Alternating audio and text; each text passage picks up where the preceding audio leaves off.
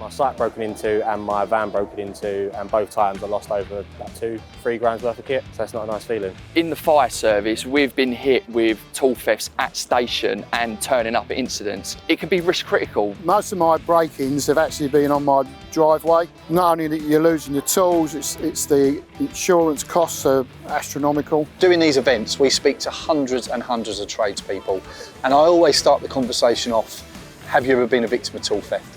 I can genuinely count on one hand how many people have said no, but that's normally then followed with no, not yet, as if they're expecting it to happen. So that, for me, gives us a very, very good indication as to how prolific this issue is. Havering Council have chosen to fund SelectaDNA kits for their residents because we are aware that we've got a high number of theft from motor vehicles across the borough. So this is to enable us to encourage local businesses to property mark all of their kit, and hopefully, if unfortunately it is stolen, we'll have a way of getting that back to them. Forensic marking is a really important factor.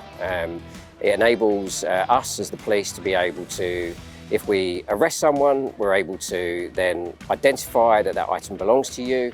We're able to then return that item to you, and we're able to prosecute the offenders for it as well. It's about that preventative measure to mark their tools, put the warning stickers on the tools and on their vans. It provides police with the opportunity to actually link those tools back to the victims of those crimes so that the tradespeople can get their tools returned, and then it increases public confidence in policing as well. I think by taking out insurance, it's a really good way of, as I say, having that kind of financial safety net if the worst was to happen.